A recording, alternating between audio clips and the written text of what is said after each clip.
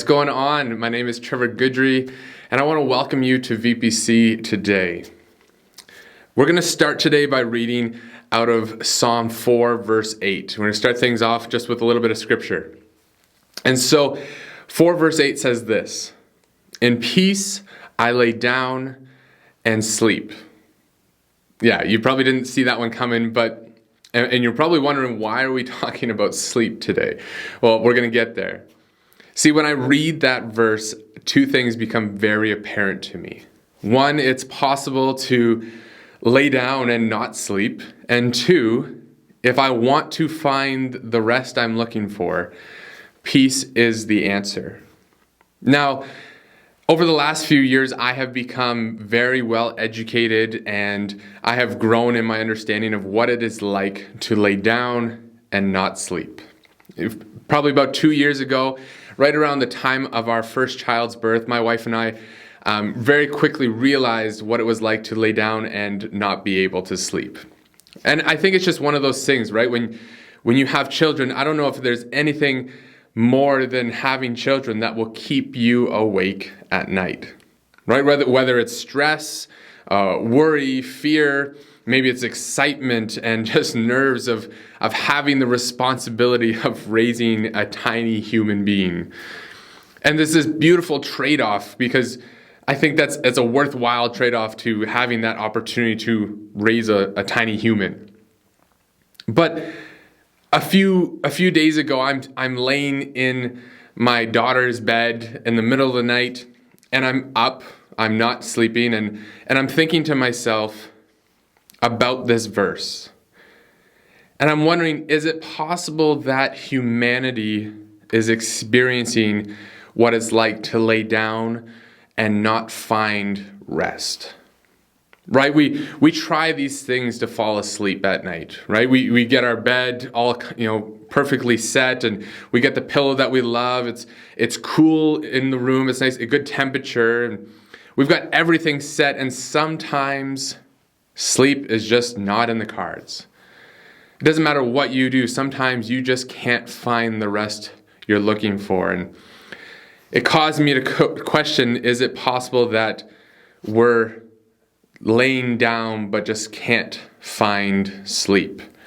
Or maybe better said this way, that we are looking for rest for our weary and tired souls. But yet after all we do, we still can't find the rest we're looking for. And if I go back to that verse, it says that in peace.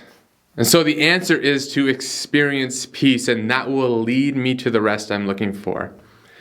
Now, I think it's fair to say that most people, probably almost all people, are looking for a peaceful life, whether for the present or for the future.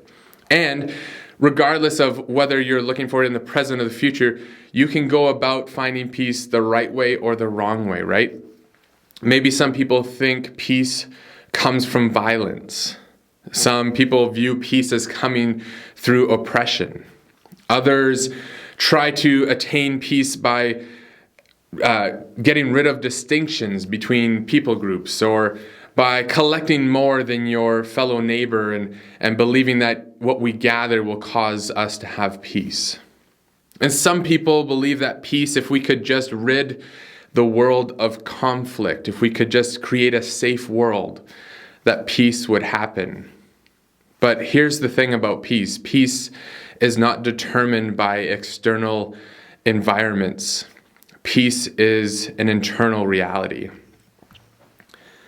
If I have to wait for my environment to create peace in my life, I will likely die searching for it. Because it is not about an external environment. It's not the absence of conflict. It's the presence of wholeness. Peace is not the absence of something, but the presence of someone. It's the presence of Jesus, the presence of the Spirit of God. And so today we're going to talk about what it looks like to experience peace, and that peace is present. See, wholeness is what allows us to step into situations confident that there is no need to gain something to be whole, but also there's no need and no need to fear that something that could be taken away from us, that would leave us empty. Wholeness allows us to be confident that whatever is before us, we have what we need for today. And we have and will have what we need for tomorrow. If we're going to experience peace, we have to actually begin to look inward, to conquer things inside of us in order to have a desired external outcome. And I think if we stopped and took a moment to self-reflect and to look inwardly, we would probably say that some of the things that plague our peace the most would be fear and worry. Right now, we live in a time where it's easy to fear a virus and to fear others and to worry about, will there be enough? What about our jobs and finances? And what about our family members? See, the issues, though, with fear and worry is that worry will rob our joy and fear will steal our freedom. Because fear, what it does is it actually puts boundaries on our freedom, but peace gets rid of the boundaries and allows us to expand and open up to the possibility of creating a beautiful future. See, if we allow fear and worry to plague us, we actually begin to put boundaries and begin to shrink our lives back, because fear and worry promise peace by self-preservation, but they literally only deliver imprisonment and a shell of what life could be. Have you ever seen a dog go into a kennel? And maybe like right away, the dog's still full of life. It's running around, barking. It just wants out because it wants to play. And if you leave that dog in the kennel long enough, eventually it gets quieter. The dog stops running around or trying to get out. It just begins to lay down. And you sadly can watch the life kind of leave the dog, and that dog just begins to be there, waiting for one day when the gate is opened. And fear and worry do the same thing. They put boundaries on our lives till eventually we just are existing. We no longer are living. And the goal is not to escape fear and worry. The goal is just to not let it master us. Right? Fear and worry, there's no shame in feeling fear or worry, but the goal of finding peace, the goal of experiencing the peace that has been given to us is just not making a life of experiencing, not living in fear and worry. You see, the path to peace is not found by avoiding fear, it's found by conquering fear. And peace is not found in having everything controlled, in having control over every situation, but it's found in the moment when we realize we no longer need control. Our family loves pizza. I don't know if there's any Italian in our blood, but we eat enough carbs, I feel like we're honorary Italians. And so we love pizza, and my daughter and I will make pizzas for dinner sometimes. We'll make our own pizzas, and we get the toppings and everything set. And that sounds like a beautiful, daddy-daughter Hallmark movie moment. And it usually goes pretty well. But there are times, and usually it's when we're putting the cheese on, that things get a little bit tense and stressful for me. Because I'm pretty sure that my daughter, who is just over 2, is sometimes there just to get the toppings. Right? She's not really looking for a chance to hang out with her dad. She's more just thinking, this is an opportunity to eat pepperoni and cheese before it goes into the oven. And so there are moments where I will find myself huffing and puffing and stressed out and far from peace, because she is doing things out of order or things are out of my control. And there are moments where I actually will look at myself and stop and ask myself the question, what is more important in this moment? That everything be controlled, everything be in order, or that my daughter has freedom to be with her father? that my daughter experiences freedom around me? Or is she just experiencing a dad who is stressed out because he no longer has control over every part of the situation?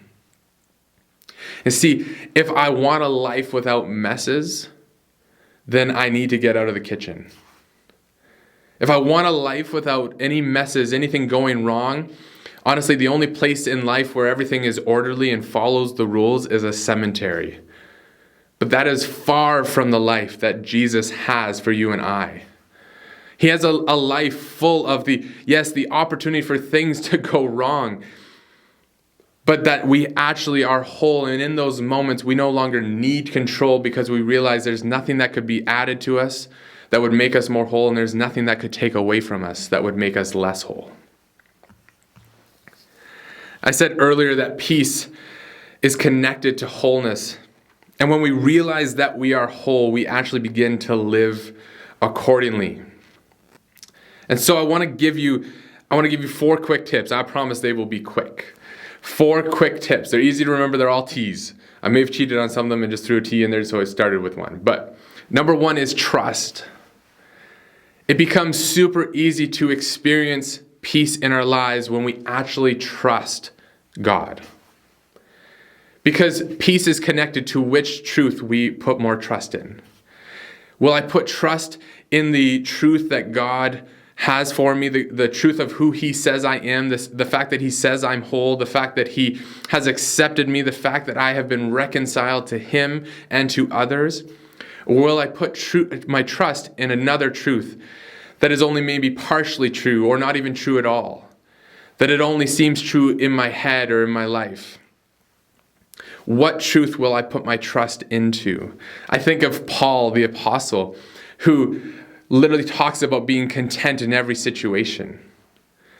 And I think his contentment in every situation, in lack, in need, or in abundance, was connected to his belief that he was called by God. Because he would constantly refer to himself as the apostle, appointed, called by God. Not by man, but by God. And his understanding that he was whole, that he was accepted, was what allowed him to be content, to experience peace in every situation. So number 1 is trust. Number 2 is thankfulness.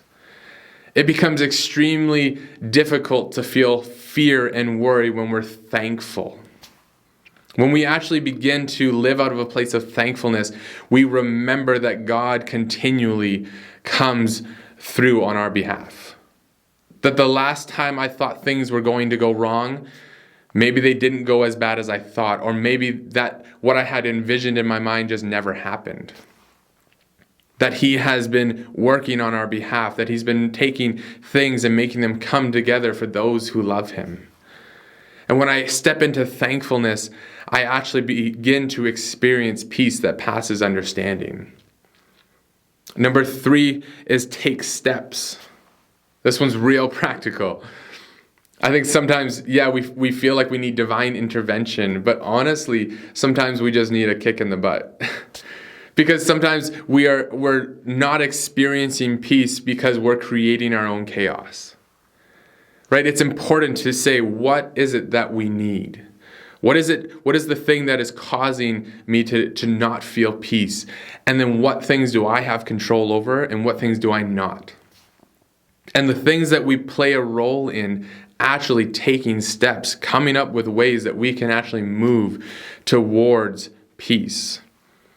If you don't have a plan, develop a plan. Whatever it is, begin to take steps. Listen, peace is not found when we abdicate responsibility for our lives. Peace does not come by accident. Peace happens when we are willing to take steps, willing to fight for it, willing to do our part to find peace. And the last is to take a breath. Now, taking a breath, that could be a literal tip for finding and experiencing peace in a moment, but I want to go a little bit deeper here. Because there's this beautiful moment in John 20 where Jesus has risen from the dead and now He's come to find the disciples who are locked up in a room out of fear. And Jesus literally walks through the door.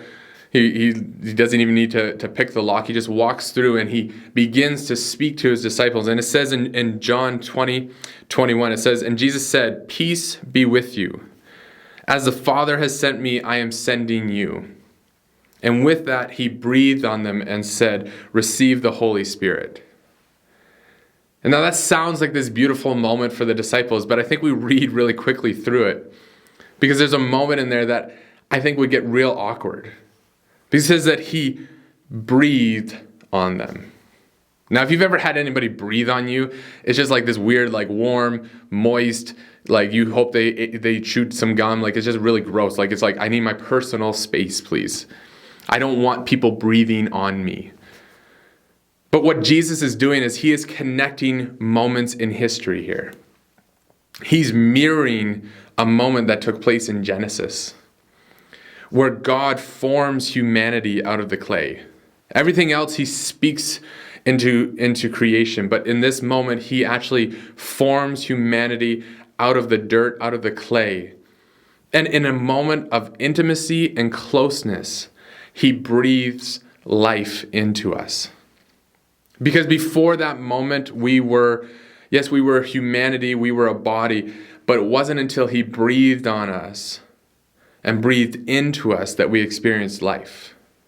And in this moment in John, Jesus is breathing life onto the disciples. He's breathing new life and says, "Receive the Spirit," because in that breath, in the receiving of the Spirit, there is peace. Not a life of fear of what you're currently experiencing locked up in this room. No, there's a life that is for you that I paid for. This is the gospel, that he paid for a life of peace, not a life of fear. And I want to encourage you, if you forget anything that I said, any of those other tips, peace is found in one person. It's found in Jesus.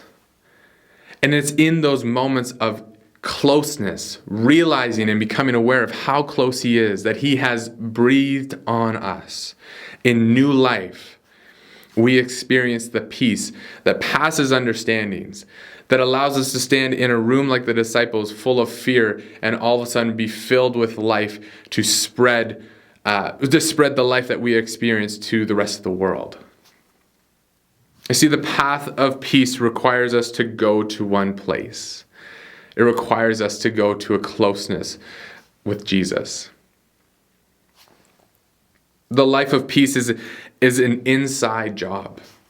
It's not determined by external environments. It's not determined by absence of conflict. It's determined by the presence of Jesus, the presence of the Spirit of God. Jesus is the breath that brings us back to life. He is the breath that brings us peace. So breathe, because the life of peace is yours.